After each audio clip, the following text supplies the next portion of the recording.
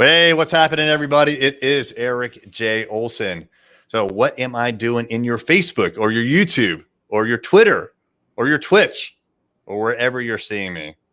Well, what we are doing today is a live episode of the Managing Partners podcast where we interview America's top managing partners to find out how they fill their pipeline and what they're doing to grow their businesses. We usually interview managing partners, almost always, but we're starting to talk to other people in the legal industry to find out their perspective on how they think managing partners can go about filling their pipeline and managing and marketing their companies. So today I have with me Michelle King. Hey, Michelle, how's it going? Good. Thanks for having me. Excited to be here. Let me tell the audience a little bit about you, and then we can get to chit-chatting about what you do. So Michelle is the founder and CEO of Reputation Inc., a B2B and professional services marketing and public relations company focusing on the legal industry. She also produces her own podcast where she features top legal industry leaders and business leaders from companies that also serve law firms and the legal industry. Well, Michelle, I appreciate you making the time to talk to the audience today. Yeah, absolutely. Looking forward to it. Well, tell us a little bit about your company and what you do.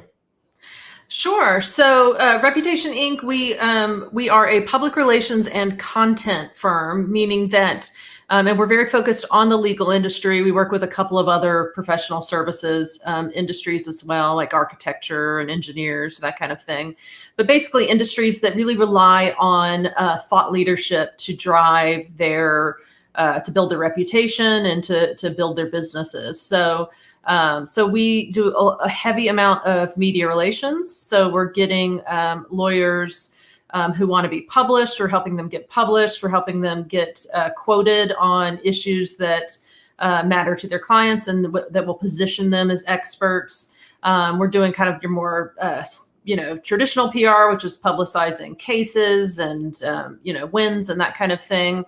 And then we also do a lot of just thought leadership content. So I hire former journalists who are good at interviewing sort of these more complex technical experts, kind of drawing their insights and ideas out and creating content. So we create a lot of blog posts, email copy, case studies. We write a lot of attorney bios, website content, ebooks, that kind of thing. So I often describe the big part of the process that we do as knowledge extraction. So we are, on a daily basis, kind of working with attorneys to kind of pull out their knowledge and then create content that is going to kind of expand, get it out of their heads and get it out into the internet and where clients will find it.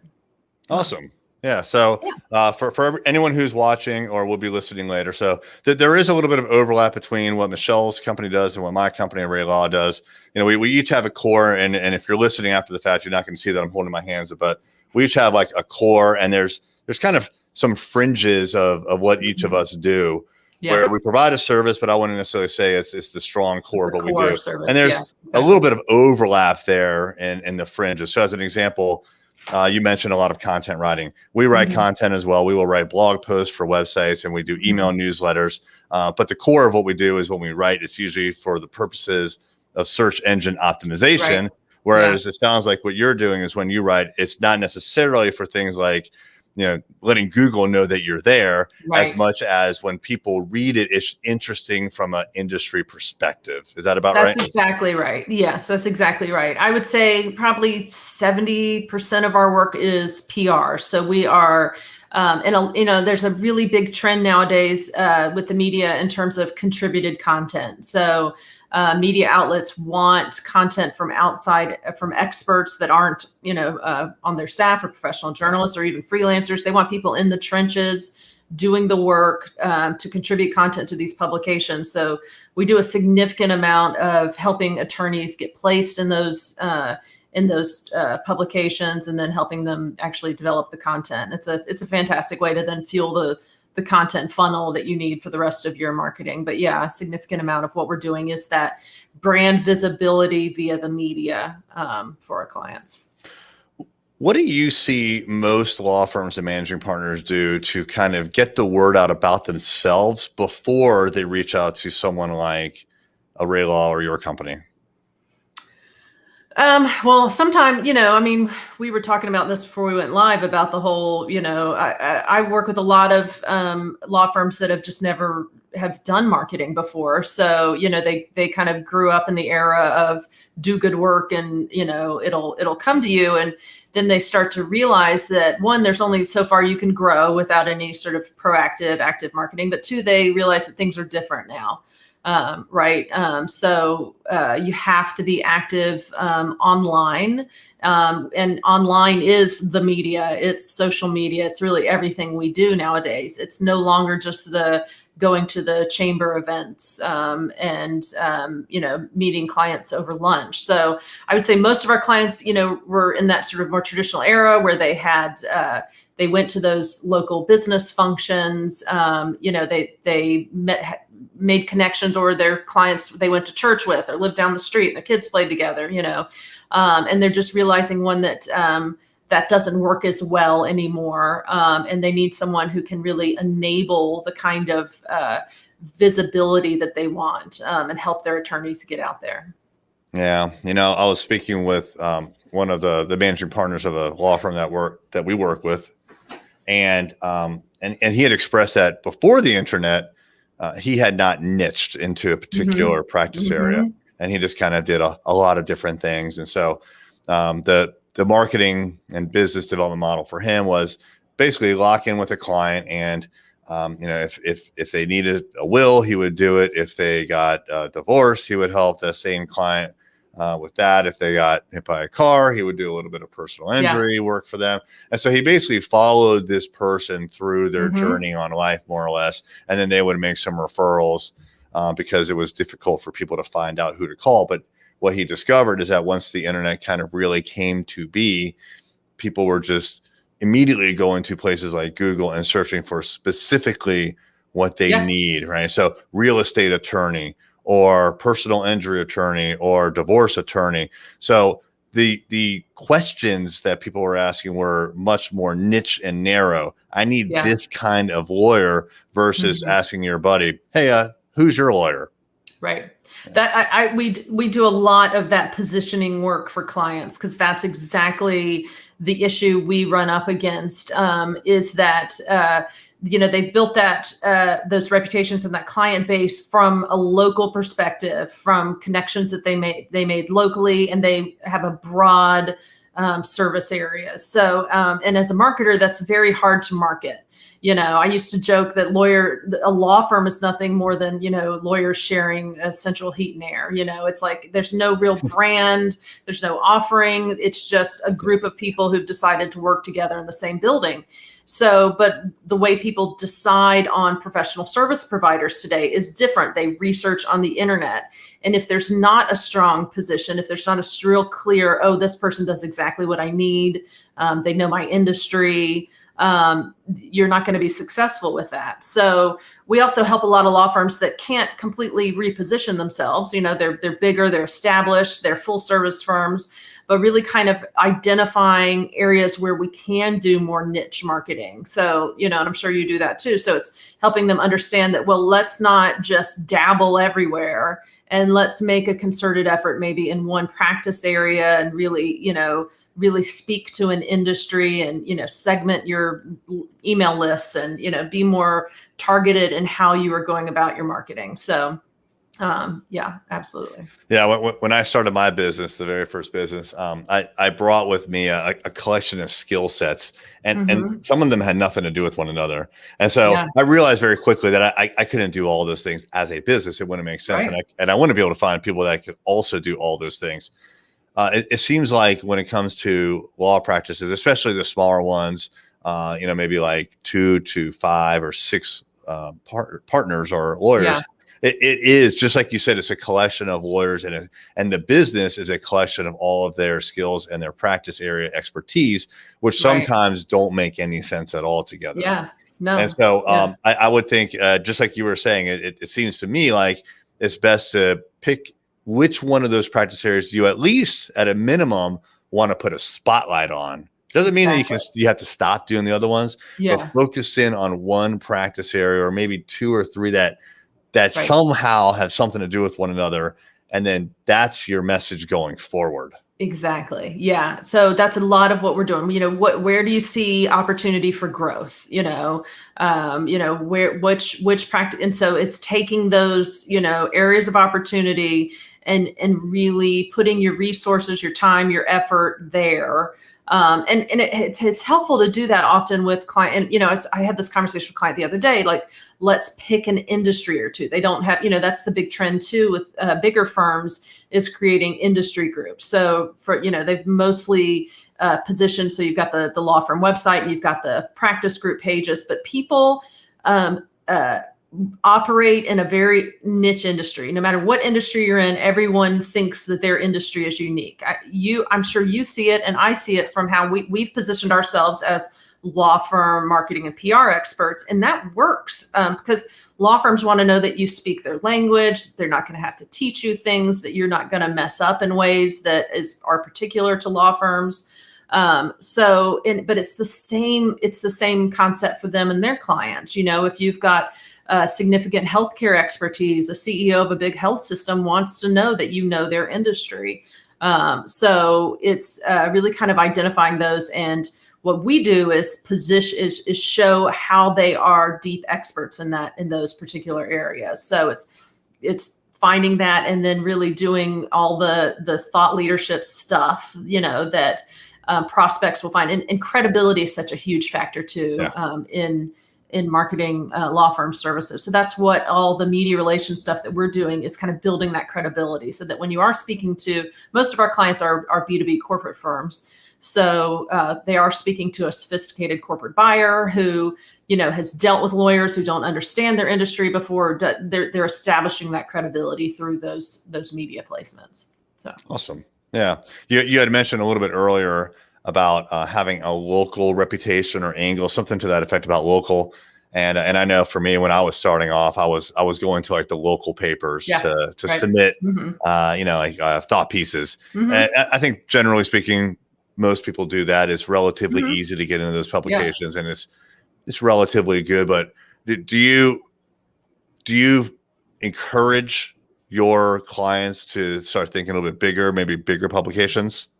Yeah, well, it depends on the story. So we have two bosses to answer to, meaning the client who has the expertise or the idea for the story or whatever, and then we've got the media. So if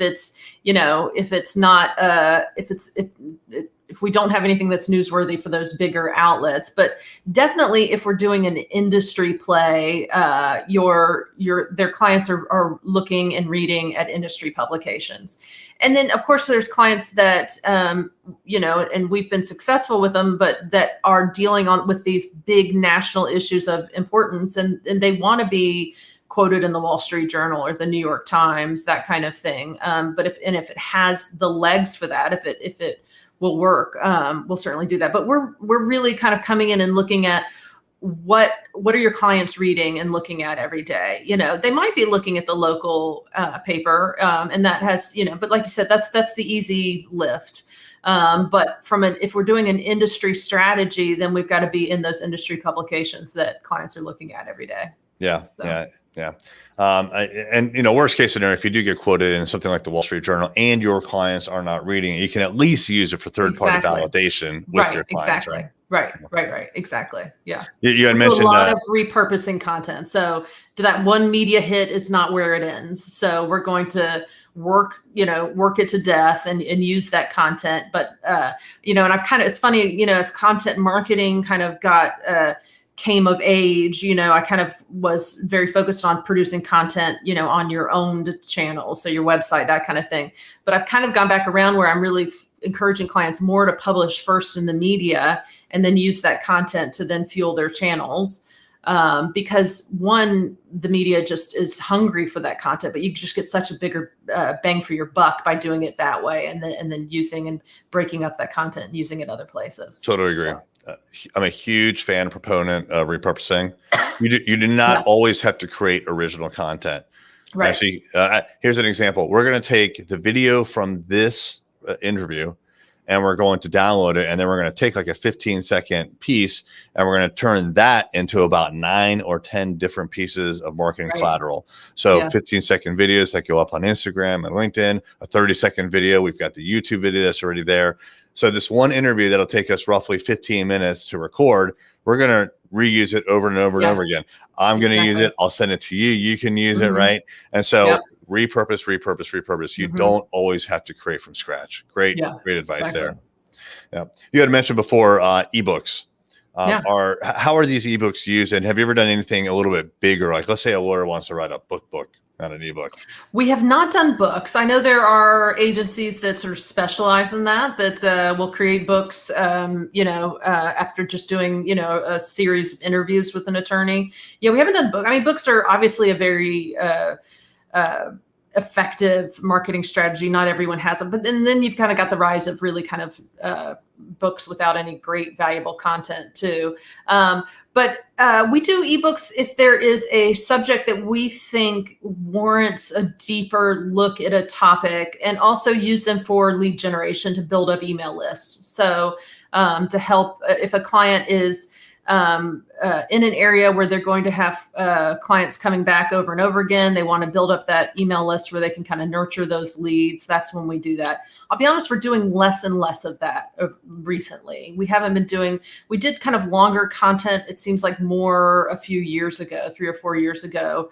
And we're doing more of the, and it goes back and forth. There's benefits to longer content, benefits to shorter content. And I've waged the battle with people about, oh, nobody reads, that kind of thing. And I've explained that, you're right that people don't read like they do a book. They don't sit down and read, page by page. They scan through, and that Google places such value on longer content. So, but we're not doing as much of that kind of lead generation recently. We're doing more and more of the media, of the placing the media content first, using that to fill other, social media, email, that kind of thing. So, but yeah, it's sort of when there's an issue that's going to be a long-term issue that a client will trade their email address to get that information, and that we can use it as a lead gen tool. So yeah, and I'm with you on the debate about length of content. It's one of those things. It's almost like you have to have it because a very small percentage of your website visitors or your your prospects are going to read it. And so if they're going to read it, it needs to be very good and educational and informative. But most people will not. They will look at the pictures, they'll look at the headlines, and then they'll move, or they'll take a big jump down those little words, and they'll go to the next headline, right? So headline readers and scanners, and they get the gist of it, which is usually good enough. So those headlines need to be very, very strong. And so, it's difficult. Sometimes it's difficult to determine if you need a long format piece or a short, but the thing is, you need copy that is going to provide some information no matter what. Yeah, exactly. Well, it's been awesome. If we could kind of like wrap up maybe like one recommendation, or kind of like a summary of your recommendations for the audience, what would you want to like leave as a last impression with managing partners? Oh, interesting. About PR and marketing. Yeah, well, I would say if you're not engaging in, PR and marketing on an aggressive basis, you are losing traction. This is the future. You have to work with an agency who can effectively pull out that knowledge from your attorneys and get it in front of eyeballs online. That's how the decision-making process works nowadays. And that need for content is it's an ongoing thing. So it's not a one and done. You don't create your website and sit back. It is a sort of a beast that needs to be fed on a regular basis. But the firms that do position themselves strongly and that engage in this marketing on a frequent basis are going to win and see those leads and the business grow. So. Yep. Once again, I completely agree with you. The law firms that are doing the best, it seems like they have their digital marketing very much covered, and they have their PR very much covered. So both these things need to be addressed. And, just like in the legal industry itself, legal work, like there's a lot of different facets of what you need to do to become a very good law firm when it comes to marketing and driving leads and cases your way and keeping that pipeline full. You need both of these things. So if someone would like to reach out to you, either to ask a question or maybe even to ask you about your services, what is a good way to get in touch with you? Sure. Our website is rep-inc, and that's inc with a K.com. So just go there, and all our contact information. You can follow us on social media. We do an email newsletter twice a month, actually. We put out a lot of great content. So sign up for our email newsletter and reach out if you have questions. Fantastic. All right. So if you want PR, go to Michelle. If you want digital marketing, websites, SEO, on advertising, and social media, come to my company. That's arraylaw.com. And if you would like to hear more episodes like this, you can go to arraylaw.com/podcast. All right, Michelle, thanks so much for your time. Thank you.